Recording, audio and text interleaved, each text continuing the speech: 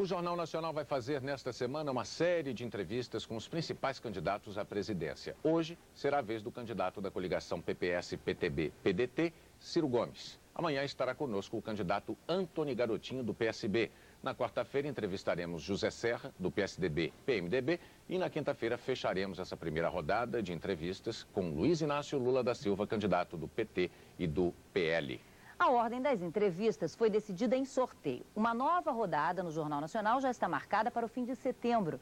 Os candidatos se comprometeram a não usar as entrevistas no todo ou em parte na propaganda eleitoral obrigatória na TV e nos pediram que registrássemos esse compromisso no ar. O tempo de cada entrevista aqui no Jornal Nacional será de 10 minutos, com tolerância máxima de 30 segundos. Se o candidato ultrapassar esse tempo, a entrevista será interrompida imediatamente, para não prejudicar os demais candidatos. Hoje a Rede Globo dá início à cobertura dessas eleições. Nós vamos privilegiar sempre o debate de ideias e a discussão de programas de governo. Aqui não se verá a troca de ofensas pessoais ou de acusações. E o motivo é simples. O seu interesse, telespectador, eleitor, não está em saber quem ataca ou acusa melhor o adversário. Você quer saber simplesmente quem está mais preparado para governar o país. Boa noite, então. Vamos à nossa primeira entrevista. Boa noite, candidato da Frente Trabalhista, Ciro Gomes. Boa noite, Fátima. Boa noite, mano. Boa noite. O senhor está se candidatando a um cargo que vai exigir muito poder de negociação com vários setores, mas principalmente com o Congresso Nacional. Como é que o senhor pretende negociar e, ao mesmo tempo, controlar uma fama que o senhor tem de temperamento explosivo ou, como diz normalmente ou popularmente, a fama de pavio curto? Na verdade, isso é muito mais lenda. Eu já fui ministro da Fazenda, já administrei a economia brasileira numa fase crítica de implantação do Plano Real, já fui governador de um estado, que é o 8º estado brasileiro, já fui prefeito de Fortaleza, que é a 5ª maior cidade do Brasil, e todo mundo que fizer um mínimo de pesquisa vai ver que foram momentos de grande paz política.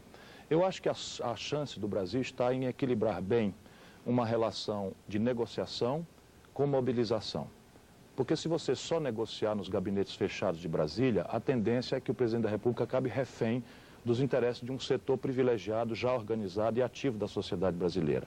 Se você fizer só o apelo populista às massas, você estará trazendo crises e tensões que não são boas para o país. Então a solução é equilibrar bem mobilização da sociedade, informar a sociedade com respeito ao Congresso Nacional, que é onde está o santuário da democracia. O senhor sente no ambiente político e mesmo no empresariado brasileiro um clima receptivo a negociações com o senhor? O senhor não enxerga essa imagem que é atribuída ao senhor de uma pessoa de temperamento difícil, como disse a Fátima, o pavio curto? O senhor não enxerga isso nos comentários? Eu percebo, claro, que há aqui e ali, e na verdade se confunde um pouco pavio curto com uma certa afirmação. Eu sou um homem de convicções, é bem verdade. Eu sou indignado, não é? O Brasil tem hoje coisas que não dá para você, a não ser que você seja um verme, não é, para ficar bancando o Lorde inglês, quando uma sociedade está com 11 milhões e 500 mil pessoas desempregadas, a violência desafia pela impunidade o próprio Estado de Direito Democrático, as epidemias medievais estão de volta, os salários encolhem a 11,5% em 12 meses, a indústria está numa queda livre, enfim, não faltam razões para que um brasileiro esteja indignado. O que eu tenho creio, a capacidade de passar da indignação para realizar soluções concretas. Negociando, como é natural na democracia. O seu grupo político vai completar esse ano 16 anos no poder no estado do Ceará. E nesse período conquistou números muito expressivos, foram conquistas importantes. Eu tenho alguns números aqui, posso citar. A mortalidade infantil hoje é 1/3 do que era há 16 anos. Nós ganhamos o Prêmio Mundial das Nações Unidas. Exato. Os domicílios particulares com saneamento básico adequado, eles foram duplicados nesse período de 16 anos, o PIB do estado dobrou. No entanto, o Ceará ainda hoje tem o 5º maior índice de mortalidade infantil do Brasil, o analfabetismo é o 4º mais alto, há problemas. O índice de desenvolvimento humano é o 22º do Brasil. Isso depois de quase 16 anos. Como é que o senhor pretende cumprir todas as promessas que o senhor está fazendo nessa campanha de mudanças radicais da estrutura social brasileira num mandato de apenas 4 anos, candidato? Na verdade, não é o candidato que resolve todos os problemas. Eu não acredito em salvadores da pátria. O que nós precisamos é tomar o rumo certo. O que eu estou propondo ao Brasil não é um conjunto de promessas, é tomar um caminho por onde você começa a resolver os problemas, que é como nós fizemos no Ceará. Eu fui governador 4 anos apenas. Os outros anos todos foram o governador Tasso Gereissati, que é um fenômeno. Com quem o senhor é aliado, somos bons amigos, alinhado politicamente. Nós somos bons amigos, embora ele seja do PSDB, não é? Agora, esse projeto lá tomou o Ceará nos estados mais pobres do Brasil. E nós temos, de fato, números relativos muito estimulantes, mas nenhuma ilusão de que você pode estalar o dedo e resolver os problemas do dia para a noite. Mas o senhor usou uma palavra importante, ilusão. O senhor não teme, com as promessas que faz, gerar uma frustração de expectativas lá na frente, quando terminar o mandato de 4 anos como presidente, o senhor não tiver atingido essas metas todas? Não, mas as metas são muito objetivas. Quem tomar o cuidado de olhar o nosso programa de governo, se você me permitir, os detalhes estão num site, ciro23.com.br. Ali a gente fala em tarefas para serem desenvolvidas numa parceria entre Estado, iniciativa privada, sociedade civil organizada, porque não há milagre possível. O que nós precisamos, e dá para prometer, é uma inversão de rumo.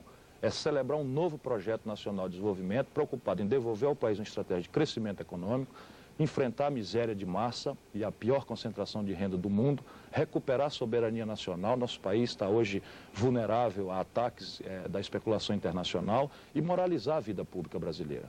Cada um desses objetivos estratégicos tem metas que podem ser praticadas no curto, no médio e no longo prazo. Candidato, vamos tratar então de um ponto do seu programa, que é a renegociação da dívida interna. Você tem falado muito nisso. Vamos trazer para o mais próximo do nosso público quem tem dinheiro aplicado na poupança, quem tem dinheiro aplicado no investimento de renda fixa. Essas pessoas vão receber no prazo e com os investimentos combinados antecipadamente? Vão.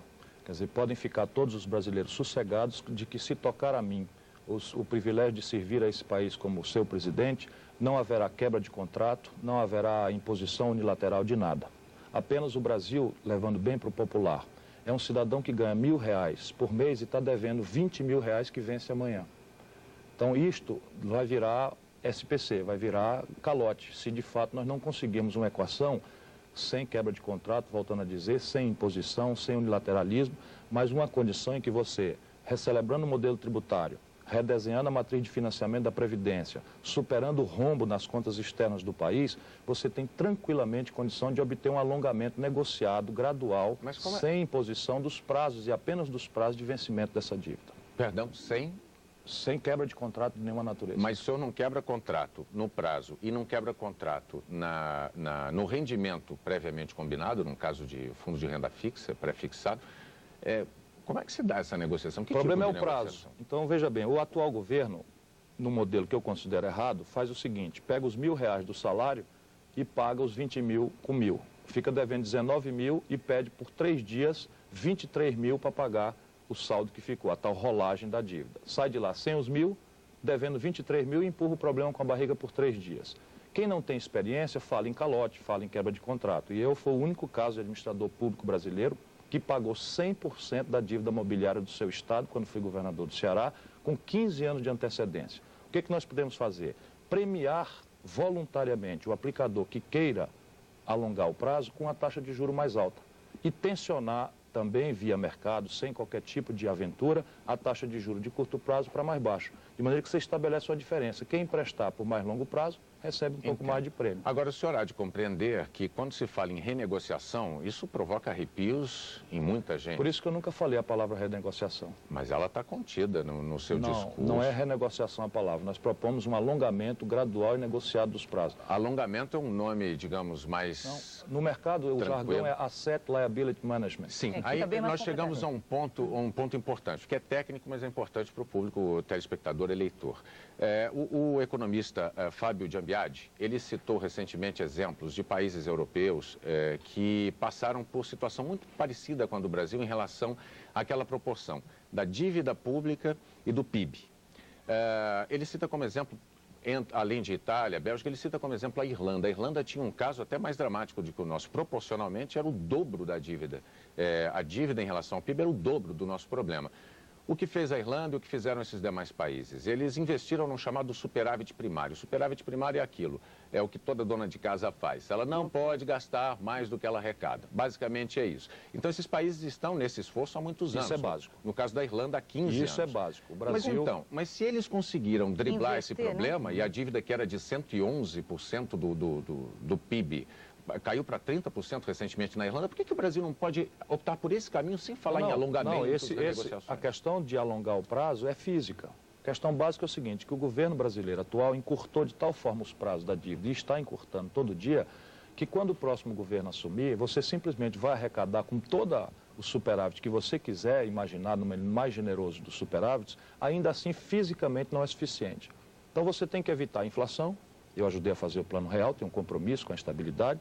Você tem que evitar o calote. A única coisa que você pode fazer é o que o mercado conhece, Asset Liability Management, mas isso não é absolutamente central no nosso programa.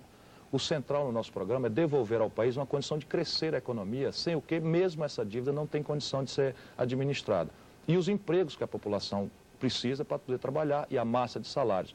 Para crescer a economia, a taxa de juros tem que cair. Para a taxa de juros cair, você precisa reformar o sistema tributário, refundar as bases do financiamento da Previdência, eliminar o rombo na conta externa e aí sim ter a condição objetiva para que a dívida não leve todas as energias que hoje faltam para a saúde, para a segurança, para a educação. Em relação à reforma tributária, o senhor tem falado também num imposto sobre o consumo supérfluo. O que seria isso? O que seria para a gente entender melhor? É uma lista. Nosso tempo está terminando, hein? Tá, claro. É uma lista. A gente lista bebida, cigarro, cosmético, óbvio. Né? Mas até certo ponto, carro de passeio, tira táxi, que não devia pagar imposto nenhum, porque é o instrumento de trabalho. O resto você faz uma tributação maior, porque são produtos que não são de primeira necessidade. E nós podíamos cobrar no consumo dos mais ricos. Na ponta, isso, na hora de comprar. Isso já foi aplicado em algum outro país, esse tipo de... Você tem isso em alguns países da Europa, que tem uma tendência, e isso é um imposto muito justo. Porque ao invés de você cobrar na produção, atrapalhando a capacidade de exportar, de produzir, de gerar emprego, você cobra no consumo. Que países que o senhor poderia citar, candidato? Essa tendência de tributação progressiva do consumo está na Europa Ocidental inteira. Agora, só uma coisa, alguns tributaristas dizem que como a pessoa que ganha menos gasta quase tudo no consumo, quem ganha mais é que teria como gastar parte no consumo e poupar, esse imposto seria um pouco injusto. A cesta básica, os aluguéis e uma lista de medicamentos populares no meu projeto ficam sem imposto nenhum. Candidato. Perdão, eu vou ter que interromper porque nós estamos terminando. O senhor não pode só encerrar 3 palavras de ordem do seu governo como presidente? Crescimento, distribuição de renda e moralização. Nós agradecemos a presença do candidato Ciro Gomes, da Frente Trabalhista. Lembrando que, na ordem estabelecida por sorteio, o entrevistado de amanhã é Antony Garotinho, do PSB. Uma boa noite para vocês, uma boa noite ao candidato. Boa noite, obrigado. Muito obrigado. Uma boa noite para vocês, até amanhã.